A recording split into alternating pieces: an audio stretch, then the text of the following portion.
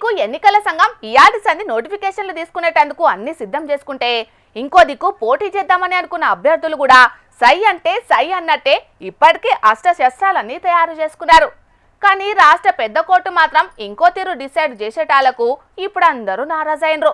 మరి ఎన్నికల ముచ్చట కోర్టు తీర్పు గురించి పురాగార్చుకుందాం పాండ్రి. స్థానిక సంస్థల ఎన్నికల్లో బీసీలకు 42% రిజర్వేషన్లు అమలయ్యేటట్టు సర్కారు విడుదల చేసిన జీవో 9 మీద హైకోర్టు మధ్యంతర ఉత్తర్వులు ఇచ్చింది. స్థానిక సంస్థల ఎన్నికల్లో బీసీ రిజర్వేషన్ల మీద స్టే ఇచ్చిన కోర్టు రిజర్వేషన్ల మీద విచారణను 6 వారాలకు వాయిదా వేసింది. 4 వారాల్లో కౌంటర్ దాఖలు చేయాలని సర్కారుకు చెప్పింది. బుధవారం, గురువారం 2 రోజులు బీసీ రిజర్వేషన్ల మీద వాదనలిన్న కోర్టు మధ్యంతర ఉత్తర్వులు ఇచ్చింది.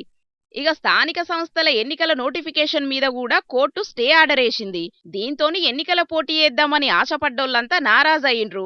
ఇక కోర్టు దగ్గరనే కొంతమంది ప్రభుత్వానికి వ్యతిరేకంగా, కొంతమంది ప్రభుత్వానికి అనుకూలంగా, ప్రతిపక్ష పార్టీలకు వ్యతిరేకంగా నినాదాలు చేసిండ్రు. మొత్తానికైతే కోర్టిచ్చిన ఉత్తర్వుల ప్రకారం చూస్తే బీసీలకు 42% రిజర్వేషన్లతోని ఇప్పట్ల ఎన్నికలు జరిగే పరిస్థితే లేదు. 4 వారాల్లో ప్రభుత్వం ఏ వాదనలు వినిపిస్తుందో, కోర్టు ఏం నిర్ణయం చేస్తుందో తెలియదు గాని ఇక ఈ ముచ్చట్లిప్పుడు అధికార ప్రతిపక్షాల నడుమ మాత్రం మాటల యుద్ధం గట్టిగానే నడుస్తున్నది. వెళ్దాంపా రేవంత్ రెడ్డి గారు నడురి, నీ నిజంగా చిత్తశుద్ధి ఉంది కదా, రేపు బయలుదేరదాంపా, నీ అధికారాన్ని మంత్రివర్గం తీసుకోంపా, ఢిల్లీలో కూర్చుందాంపా. మోదీ గారు ఇంటి ముందు కూర్చుంటామా, లేకుంటే ఎక్కడ కూర్చున్నాం, కూర్చొని తెలంగాణకు వచ్చే పనేం లేదు, ఇక్కడ పరిపాలన జరుగుతలేదు, నీది డెవలప్మెంట్ జరుగుతలేదు, అక్కడే కూర్చుందాంపా. బీఆర్ఎస్ పార్టీ మేమందరం మీ వెంబడి వస్తాము. ఆమరణ నిరాహార దీక్ష చేస్తావా, పరిపాలన అక్కడి నుంచి చేస్తావా, కానీ పార్లమెంట్లో బిల్లు పెట్టాలంటే ప్రధానమంత్రి గారు ఆ క్యాబినెట్లో నిర్ణయం చేసుకున్న తర్వాతనే పార్లమెంట్కి పోతుంది. కాబట్టి దీనికి ఉన్న మూలము ప్రధానమంత్రి గారిని కలవడమే. కలుదాం పాండి. ఇప్పుడు నీకు నిజంగా చిత్తశుద్ధి ఉంది కదా, మోసం చేయని అసెంబ్లీలో చాలా మాట్లాడావు కదా, మా చిత్తశుద్ధి ఉంది కదా. మాజీ మంత్రి గంగుల కమలాకర్ గిట్లా మాట్లాడితే మంత్రి వాకిటి శ్రీహరి సారు గిట్లా అన్నాడు. అన్ని అంశాలని కూడా ఎక్కడ కూడా భూతద్దం పెట్టి చూసి ఎక్కడ ఇబ్బంది కావద్దు అనే ఉద్దేశంతో బిల్లులు పాస్ చేయడం కానీ మిగతా ఇతరత్ర అంపెరికల్ డాటా మీద ఈరోజు తీసుకొచ్చి మేము హైకోర్టులో స్టే విధించే విధంగా ఉంది అని తెలిసి ఇది విధించకూడదు, మా దగ్గర ఇంత డాటా ఉందని చెప్పిన తర్వాత కూడా ఈరోజు స్టే విధించి బీసీల నోటికాడి ముద్దను గుంజాలని ప్రయత్నం చేసేటువంటి సందర్భం చాలా శోచనీయమని తెలియజేస్తా ఉన్నా. ఇప్పటికీ ఆగలేదు. పార్టీ స్టాండ్ 42% బీసీలకు అయితే రిజర్వేషన్ ఇస్తామని చెప్పామో ఆ దాంట్లో వెనికిపోయే పరిస్థితే లేదు. ఈరోజు ఖచ్చితంగా కేబినెట్ కానీ ముఖ్యమంత్రి దగ్గర కూర్చొని 42% ప్రకారంగా ఇస్తామన్నాం, కట్టుబడి ఉన్నాం, కట్టుబడి ఉంటాం. ఇక అటు పువ్వుపాటి రాష్ట్ర పెబ్బ రామచంద్రరావు సారు గిట్లా మాట్లాడుకొచ్చిండు. దీని ఇంపాక్ట్ బీహార్ లో పడాలను, లేకుంటే సోనియా గాంధీ నాకు ఓస్కార్ అవార్డు ఇస్తుందనో, నంది అవార్డు ఇస్తుందనో, ఇదా వాళ్ళకి ఆలోచన. బీసీలతో రాజకీయాలు చేయవద్దు, బీసీ ఒక ఎంపవర్మెంట్ కోసం రాజకీయాలు చేయకూడదు. మా ఆర్ కృష్ణయ్య గారు వారు ఇంప్లీడ్ అయ్యారు దాంట్లో.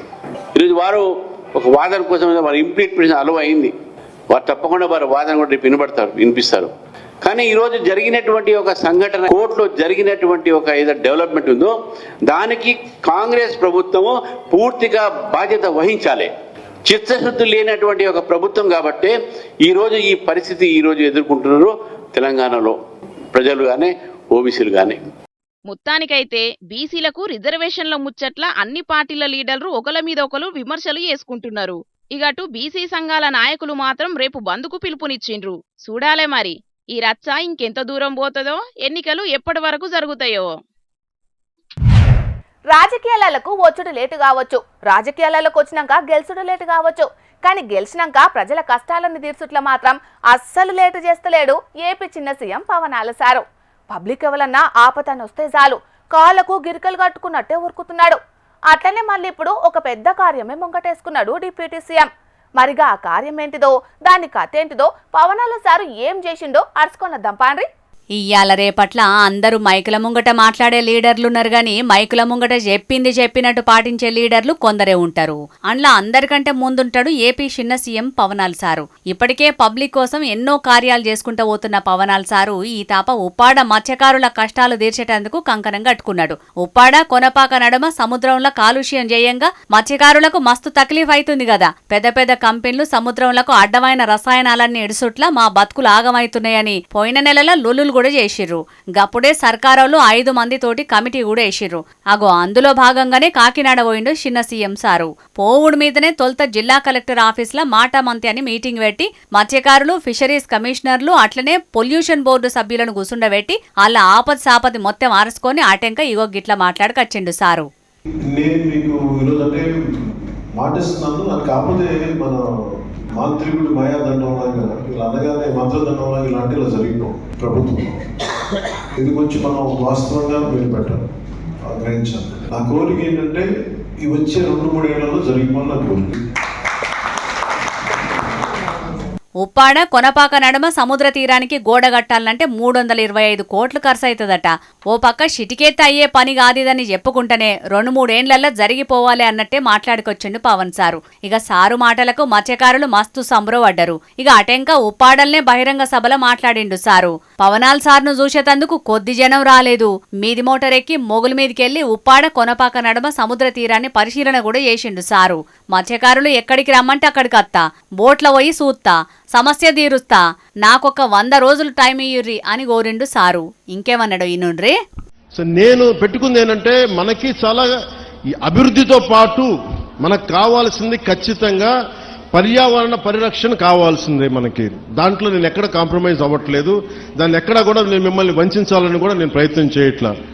నాకు మీకు కుదరినప్పుడు నేను రాజకీయాలు వదిలేసి వెళ్ళిపోతాను తప్ప నేను మీ న్యాయం చేయలేనప్పుడు నేను కూర్చోబెట్టి అది ముచ్చట. నాయకుడు అనే పదానికి కరెక్టు న్యాయం చేసే ముచ్చట్లు మాట్లాడిండు సారు. ఉప్పాడ ప్రజలకు మాటిస్తున్నా, సముద్రం తీరానికి రక్షణ గోడ గట్టిత్తా, ప్రజలకు న్యాయం చేయకపోతే రాజకీయాలు మానెత్తగని మోసం మాత్రం చేయనని చెప్పిండు. మరిగా ఎన్నో ఏండ్ల సంధి తిప్పలబడుతున్న ఉప్పాడ వాసుల కష్టాలను పవన్ సారు ఎంత తొందరగా తీర్తాడో ఏం కథనో చూడాలే. వ్యవసాయం అంటేనే కష్టం, కష్టం అంటేనే వ్యవసాయం, 2 తోడబుట్టినోళ్ళ లెక్కనే. ఈ భూమి మీద రైతు పడ్డని కష్టాలు ఎవ్వరు పడరోలా. అసంటి కష్టాలను దాటుకొని దునియాకు బువ్వ పెట్టి అన్నదాత అవుతాడు రైతన్న. ప్రకృతిని కాపాడి పర్యావరణవేత్త అవుతాడు. అట్లనే కొత్త కనిపెట్టుట్లా రైతన్నకు సాటి లేరెవ్వరనేటట్టే చేస్తున్నాడు గీ రైతన్న. వారెవ్వా మస్తున్నది కదా అన్న ఐడియా. ఉపాయం ఉన్నోడు ఉపాసం ఉండడంటే గిదే కావచ్చునోల్లో. తోపు మాస్కు కొనుక్కోవాలంటే మస్తు పైసలు ఖర్చు. అసలు అవి ఏడ దొరుకుతాయో కూడా చాలా మంది రైతన్నలకి తెలియదు. ఉన్నంతలా అపాయం కెంచి అల్కగా తప్పించుకునే ఉపాయం చేసిండు. బండి మీద పెట్టుకునే హెల్మెట్ను పత్తికి మందు కొట్టేటప్పుడు సుతం వాడొచ్చని చూపెట్టిండు గీ శ్రీకాంత్ అన్న. ఆయనది కొమరంభీం ఆసిఫాబాద్ జిల్లా కాగజ్ నగర్ మండలం సీతానగర్ అనే పల్లెటూరు. పత్తి చిన్నగున్నప్పుడు పురుగుల మందు కొట్టుడంటే ముక్కుకు చిన్న గుడ్డ కట్టుకున్న నడిచిపోతది. కాని పత్తి మనిషెత్తు పెరిగినప్పుడు మందు కొట్టాలంటే సగం మందు కొట్టేటోళ్ళ లోపలికే పోతది. మస్తు కష్టం ఉంటది. అట్లా పత్తి మందులు కొట్టి జీవిడ్చిన రైతన్నలు కూడా చాలా మందే ఉన్నారు. మందు స్ప్రే చేయడం వల్ల ఆ మందు అనేది కళ్ళలో వెళ్ళి ముఖం మీద పడి చాలా సమస్యలను నేను ఎదుర్కోవాల్సి వచ్చింది. చర్మంపై దద్దులు రావడం కానీ, కళ్ళలో మందు వెళ్ళడం వల్ల కళ్ళు మంట పెట్టడం కానీ జరిగింది. అందుకని ఈసారి నేను ముందు జాగ్రత్తగా హెల్మెట్ ధరించి మందు స్ప్రే చేస్తున్నాను. మనం పత్తిని ఏ విధంగా అయితే కాపాడుకుంటామో అలాగే మన ఆరోగ్యాన్ని కూడా అదే విధంగా కాపాడుకోవాలి అని నేను తోటి రైతులకు నా తరపు నుండి చిన్న విన్నపం. శభాష్ అన్న, మంచి మాట చెప్పినవు. ఇన్నారు కదా రైతన్నలు, పత్తిని చీడపీడలకెంచి కాపాడుడు ఎంత ముఖ్యమో మన పానాలను కాపాడుకునుడు కూడా అంతే ముఖ్యం. మరి హెల్మెట్ల కంపెనీలు స్టాక్ బగ్గా తయారు చేసి పెట్టుకోండి. ఇక రేపు హెల్మెట్లకు గిరాకీ పెరిగినా పెరుగుతుంది. కానీ దునియాల ఎవ్వలు పడని కష్టం పడాలనన్నారైతే, సైంటిస్టులు కనుగొనని ఆలోచనలు చేయాలనన్నారైతే పోండి. అందుకే మన జోర్దార్ తరపున చెప్తున్నాం, మల్లోపారి జై జవాన్ జై కిసాన్. ఈ వార్త చదివినా, ఈ వార్తను ఇంతకు ముందే చదివినా, ఇంకా ఈ వార్తున్నది పబ్లిక్ చెప్పుకునేటందుకు ఇంకో 2-3 వార్తలు మిగిలిన్నాయి. ఇక కానీ వాటికంటే ముందుగాల మా తాత ఏం చేస్తున్నాడు అరుచుకొని వద్దాం పాండ్రి. కలచెదిరింది కథ మారింది కన్నీరే ఇక మిగిలింది కన్నీరే నాకు మిగిలింది కల చెదిరింది కంతలు వలిగినాయి అనకలల్లే నన్ను గుద్దిర్రు అనకలల్లే నన్ను గుద్దిర్రు వద్దుర్రా అన్నా కూడా అనకలల్ల అనక వచ్చి గుద్దిర్రు బాడు కావులు అబ్బబ్బబ్బబ్బా. అయ్యో ఏమైందే తాత గట్ల మూతి ముక్కంతా కమిలిపోయింది పెయ్యి మీద బట్టలు పేల్కలైనాయి ఎవరు తెరవకు పోయినావు ఎందుకు కొట్టిండ్లు గంతగానం నన్నే వాళ్ళకి వచ్చారు నేనే రాత్రిపూట వంచేలు కానీ బయటికి పోతే నన్ను చూసి నక్కలు అనుకొని కుక్కలు పిక్కలు బయట పీకినట్టే పీకినాయా. అగ్గో ఇప్పటిదాకా అంకలల్ల గుద్దిండ్లని పాటలు పాడినావు మళ్ళీ నేను అడగంగానే కుక్కలు బట్టి వీకిని అని అబద్ధాలు ఆడుతున్నావు నిజమేందా మంచిగా చెప్పరాదే. నిన్న రాత్రి నేను సాంబార్ దుకాణంలోకి పోయేస్తా మన బాచిన లచ్చలు కానీ ఇంటి ముంగట ఓ నలుగురు వచ్చిర్రు అనగబట్టి ఏమో గుద్దిర్రా. ఈ వాళ్ళ చేతులకు జట్టలు పుట్ట వాళ్ళకేం పుట్టిందంటనే ఆయన నిన్ను గుద్దింది ఎవరనేది గుర్తుపట్టలేదా నువ్వు? బాగా గుర్తు వచ్చిన కానీ గుర్తు వచ్చి ఏం చేయ వాళ్ళతోటి గెలిచి అంత దమ్మున నాకు అందుకే ఒత్తుకొని ఊకుంటాను. సరే ఒత్తుకుంటూ గాని ఇంతకీ ఎవడు కొట్టిందనేది అరుచుకున్నావా అదన్నా చెప్పు. ఇక మా పార్టీ వాళ్ళంతా మన ఊళ్ళో సర్పంచ్గా నిలబడేటందుకు మా పార్టీ తరఫున నన్ను సర్పంచ్ అభ్యర్థిగా తీర్మానం చేసి ఖరారు చేసి నిలబడమని అన్నారు. అయితే ఇక నేను సరే నేనే నిలబడతా తీరిగా మీరు అందరూ ఇచ్చపడిగా నన్ను అభ్యర్థిగా నిలబెట్టినప్పుడు నేనెందుకు కాదంట అని ఇక నేను ఒప్పుకున్నా. అయితే ఇక నిన్న రాత్రి నేను సాంబార్ దుకాణంలోకి పోయేస్తా అంటే ఓ నలుగురు బట్టబాజుగాళ్ళు అనగబట్టి అరే ముసలోడా నువ్వు మా పార్టీకి వ్యతిరేకంగా నువ్వు మాకు పోటీగా సర్పంచ్గా నిలబడే అంత మొగోనివైనవారా నీకు ఎంత దమ్ము ధైర్యం రా నువ్వు సర్పంచ్గా నామినేషన్ వేసినావు అనుకొని నడ్డిరుగా అని పిడుగుద్దులు ఒక్కొక్కడు వద్దురా నూకేసినా కూడా అనగబట్టి అనకలాలని ఇవ్వగుద్దుడు. ఇంతకు నీదేం పార్టీ నిన్ను కొట్టినోళ్ళది ఏం పార్టీ అది చెప్పు. ఏ పార్టీ వాళ్ళు అయితేంది అన్ని పార్టీ వాళ్ళు అట్లనే పాడుపడ్డారు. నేను సర్పంచ్గా నిలబడాట వాళ్ళకు గిట్టుతలేదట నువ్వు మాకు వ్యతిరేకంగా మాకు పోటీగా సర్పంచ్గా నిలబడతావారా అని ఏమో గుద్దురు. మరి నేను ఎందుకు ఈ సర్పంచ్గా నిలబడు ఈ సర్పంచ్గా నిలబడి గుద్దులు తినుడు ఎందుకు ఈ పదవులు ఎందుకు నాకు వద్దు నాకు అస్సలకే అద్దుగా ఈ పదవులు వద్దు ఈ పోటీ చేస్తారు అద్దు తగ్గి. నీ అవ్వ వాడెవడో బెదిరిస్తాడని అందరు నీ లెక్కనే భయపడితే ఈ రోజులల్లా ఏ అభ్యర్థి అయినా రాజకీయాలలో ఉంది రానే పదవులు పొందుతురా చెప్పు.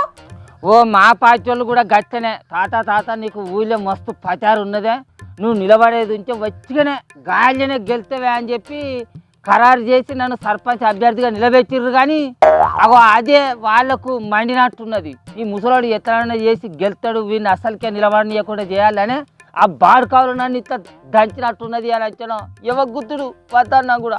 మరి గంటావు నువ్వు ఎట్లాగో గెలుస్తావనే కుట్రతోనే నిన్ను ఇట్లా బెదిరించిండ్రు వాళ్ళు నీ కింద ఓడిపోతారనే భయంతోనే నిన్ను ఇట్లా కొట్టిండ్రు. ఇప్పుడు చెప్పు నువ్వు సర్పంచ్గా పోటీ చేయాలన్నా వద్దా? ఇదే నిజం ఉన్నట్టున్నది పిల్ల నేను ఎత్తనైనా చేసి పోటీ చేసేది ఉంటే సర్పంచ్గా గెలుతాడు ఈ ముసలోడు అనే ఆ బాడుకావులు నా మీద ఇంత కుట్రబాయితనంతో నన్ను ఇంత వచ్చినట్టున్నది అంచడం. సరిగా ఇప్పుడు నేను అసలుకే వెనక దియా పోటీ చేస్తా సర్పంచ్గా గెలిచి ఊరిని బాగు పెడతా చూడు. అది ఆదర్శం అంటే నీ అసంటి నిజాయితీ పరులు జనాలలో ఉంటే ఊరు బాగుపడుతుంది తాత.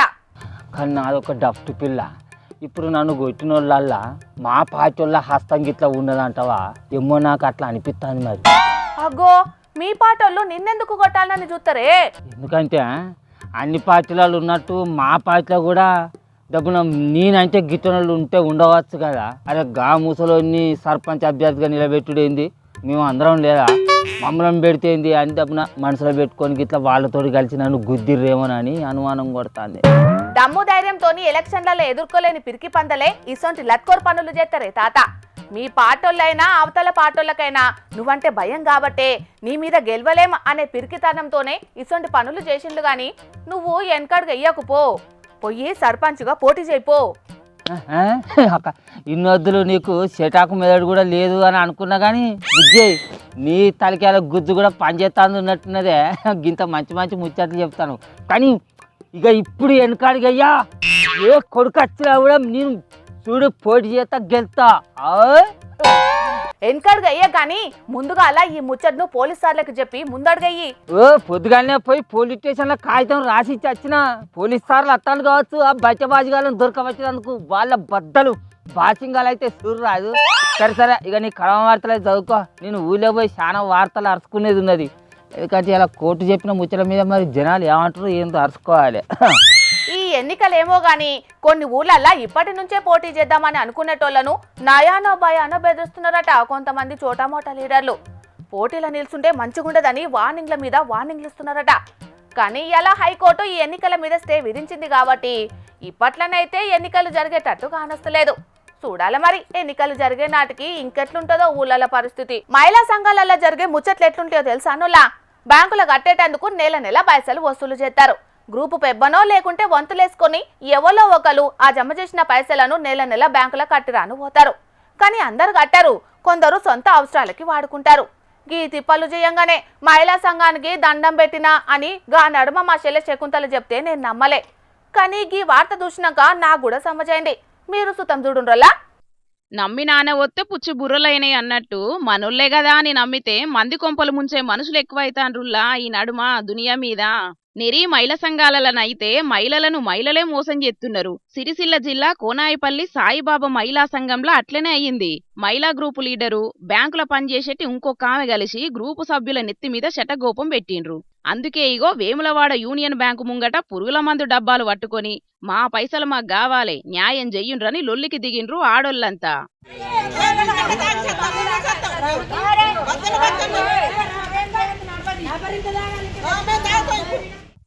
ఇంతకేమైందంటే నుల్లా గ్రూపుకు బ్యాంకోళ్ళు ఇచ్చిన లోను పైసలు నెలకిన్ని గడుతుంటారు కదా, గా పైసలే కావచ్చు. అందరి దగ్గర వసూలు చేసిందట గ్రూపు పెబ్బైన మల్లీశ్వరి. మొత్తం 5,70,000 రూపాయలట. జమ చేసిన పైసలు జమ చేసినట్టు బ్యాంకులో గట్టి రావద్దా?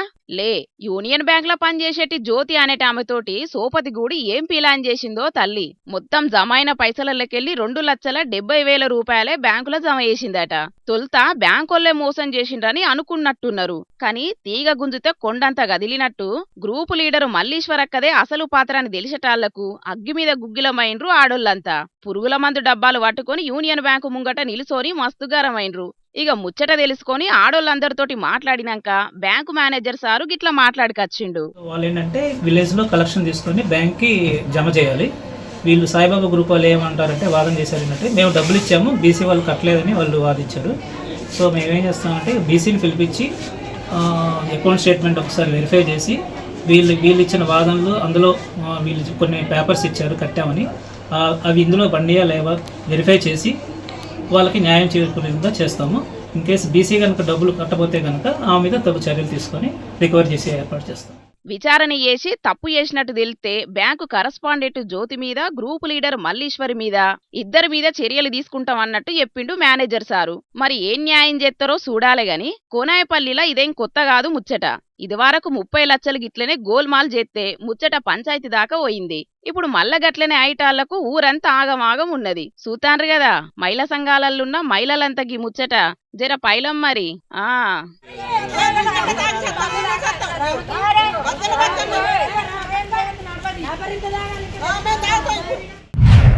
బళ్లకు కాలేజీలకు పిల్లగాండ్రు టైంకి రావాలని హాజరు శాతం మంచిగుండాలని రూల్స్ పెడుతుంటారు. మా కాలంలో బడికి టైంకి పోకుంటే ఎర్రటెండల నిలబెట్టేటోళ్ళు మా సార్లు. ఇంకొందరికి చేతులు వాసేటట్టు పుస్తకాలలో ఉన్న పాఠాలన్నీ బుక్కులో రాపించేటోళ్ళు. కాలేజీలలో హాజరు శాతం తక్కువ ఉంటే ఫైన్లు కట్టించుకుంటారు. కానీ ఈ బడోళ్ళు పిల్లగాండ్లు లేట్ వచ్చిండ్రని ఏ తిరుగా పనిష్మెంట్ ఇచ్చిండ్రో చూసి వీళ్ళని ఏమంటారో మీరే అనుండ్రి. కాలుకు దెబ్బ తాకితే నొసలుకు మందు రాసినట్టు పిల్లగాండ్ల తల్లిదండ్రులకు వింత పనిష్మెంట్ ఇచ్చిండ్రు ఎములాడికాడి బాలికల సాంఘిక సంక్షేమ గురుకులంలున్న మేడంలు. దసరా సెలవులు శనివారంకి ఒడిచిపోయినాయట. అసలకే హాస్టల్ ఆయే. ఇక పోబుద్దిగాకనో ఎట్లనో తెలియదు గాని మంగళవారం నాడు పిల్లలు పోయిండ్రట. ఇక మేడంలు rule is rule for all అనుకుంటా దసరా సెలవులకు పోయి ఆలస్యంగా వచ్చినోళ్ళు రంగు డబ్బా దేవాలని ఆర్డరేసిండ్రు. ఇక పెద్ద మేడంలు ఆర్డరేసిండ్రంటే రాజముద్ర వేసినట్టే కాబట్టి చేసేదేం లేక సప్పుడు చేయకుండా అడిగిన రంగు డబ్బా కొనుక్కపోయి ఇచ్చిండ్రు వాళ్ళ తల్లిదండ్రులు. మరి ఈ రంగు డబ్బాలను మేడంలు ఇంట్లో పనులకు వాడతారా లేకుంటే సర్కారు బడిని చక్కదనంగా చేయడానికి వాడతారా అని ఈ ముచ్చట తెలిసినోళ్ళు డౌట్ అనుమానాలతోని తలకాయ గొక్కుంటున్నారు. అయినా వాళ్ళు పైసలు లేకనే పిల్లగాళ్లను సర్కారు బల్లే చదివిస్తున్నారాయే. మీదికెళ్ళి అడ్డగోలు ఖర్చు పెట్టి రంగు డబ్బాలు దెమ్మనుడు న్యాయమేనా చెప్పుండ్రని మస్తు గరమైతున్నారు పిల్లగాండ్ల అమ్మ నాయనలు.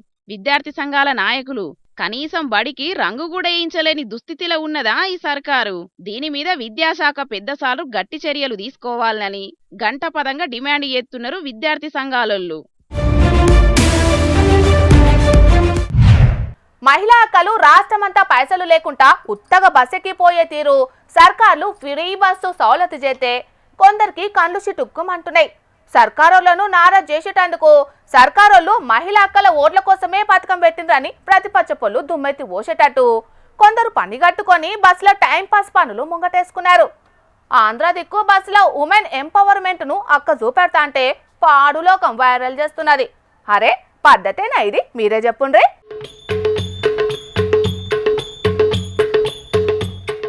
ఏహే తోపు పాక నువ్వు జీవితంలా మినిట్ కావుంటే కాలం తిరిగి రానిది.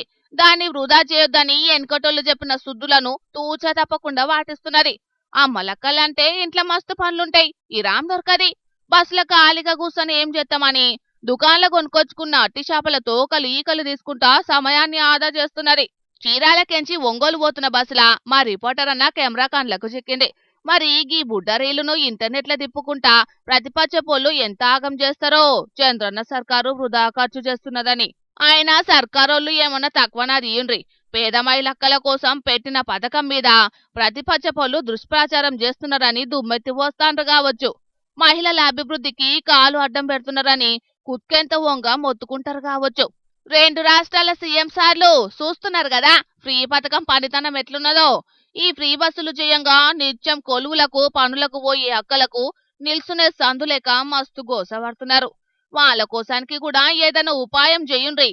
అట్లనే తెలంగాణ సర్కారు హైదరాబాద్ పట్టణంలా బస్సులలా మొగోళ్ల కోసం ప్రత్యేకంగా పెంచిన బస్ ఛార్జీలను కూడా దించి అందరి కోసం ప్రత్యేక బస్సులను పెంచుండ్రని కోరబట్టిండ్రు మార్పు కోసం చేతిపాటికి ఓట్లేసిన మొగోళ్ళు.